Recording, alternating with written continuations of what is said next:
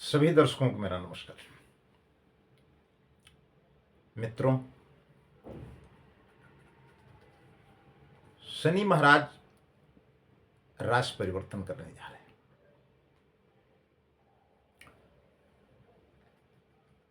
तो स्वाभाविक बात है कि जिन की राशि में शनि महाराज प्रवेश करने वाले हैं उनके लिए प्रथम चरण शनि महाराज का जो है वो रहेगा और क्या कुछ प्रभाव होगा, और वो राशि होगी मेष। लेकिन इसी के साथ साथ आप ये भी समझ लें कि वृश्चिक राशि की ढैया समाप्त हो जाएगी। तो जब वृश्चिक राशि की ढैया समाप्त होगी तो फिर धनु राशि की ढैया शुरू होगी और कर्क राशि के लिए कंटक शनि की दशा समाप्त हो जाएगी और सिंह राशि के लिए प्रवेश कर जाएगी। इन सब बिंदुओं पर अगर हम ज्योतिषीय भाषा में आपसे बात करें तो यह हो सकता है थोड़ा समझना आपके लिए कठिन हो, क्योंकि ज्योतिष की अपनी गणित है और वो वैदिक गणित के आधार पर हम जब गुण गणना आपको समझाएंगे तो शायद उतना बेहतर आपकी समझ में नहीं आएगा जितनी चीज की आपको आवश्यकता है और जो आपके लिए समझना आवश्यक है। लेकिन मैं बार बार ये कहता हूं कि कभी भी वीडियो के माध्यम से दी गई जानकारी आप पर अनुकूल हो, पूर्णतः यह आवश्यक नहीं।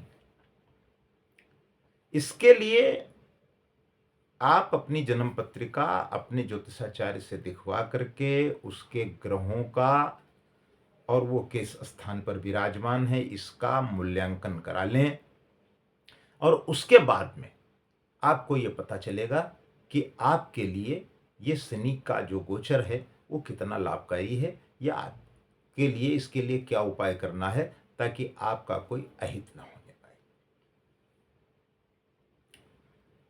अब जब 29 मार्च को शनि के कुंभ राशि में से निकलकर और मीन राशि में गोचर करने से पहले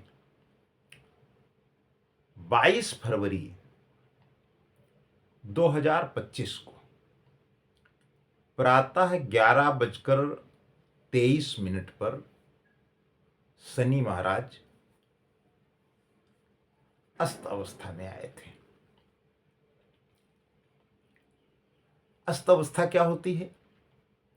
अस्त अवस्था वो होती है कि जब कोई ग्रह सूर्य के ज्यादा निकट पहुंच जाता है तो उस अवस्था को हम अस्त अवस्था कहते हैं। यानी कि जो उनका प्रभाव है आपके जीवन पर वो कम हो जाता है। तो 22 फरवरी को वो अस्त हुए थे। अब 29 मार्च 2025 को मीन राशि में प्रवेश करेंगे और अस्त अवस्था में ही होंगे। लेकिन 31 मार्च 2025 को रात्रि 12:43 पर शनि महाराज अस्त अवस्था से उदित अवस्था में पहुंच जाएंगे। समझने की बात यह है कि 22 फरवरी को अस्त शनि महाराज अस्त अवस्था में ही 29 मार्च को मीन राशि में प्रवेश करेंगे। फिर वो 31 मार्च 2025 को रात्रि 12:43 पर अस्त अवस्था से उदित अवस्था में आ जाएंगे। मेरा कहने का अभिप्राय है,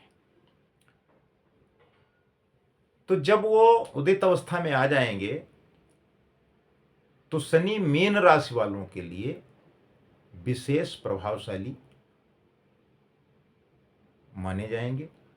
इसी मीन राशि में 13 जुलाई 2025 को 7:24 पर वक्री अवस्था में अपनी चाल शुरू करेंगे और 28 नवंबर 2025 को प्रातः 7:26 पर मार्गी अवस्था में आ जाएंगे।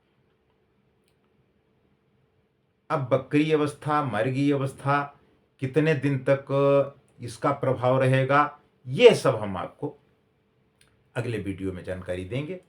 और मेरा ये प्रयास रहेगा कि आपको बहुत ही सटीक, शुद्ध और आपके लिए जो अनुकूल या प्रतिकूल जानकारी हमारे संस्थान द्वारा उपलब्ध कराई जाती है वो हम आप तक पहुंचाने का प्रयास करते हैं। और मेरा ये प्रयास रहता है कि इससे आपके जीवन में कुछ लाभ होगा, आपका जीवन सुखमय होगा, ऐसा मेरा प्रयास रहता है। आप ज्योतिष अनुसंधान परामर्श केंद्र से जुड़े रहें और जो जानकारी उसके माध्यम से हम तक पहुंचती है वो हम आप तक पहुंचाते रहेंगे। नमस्कार।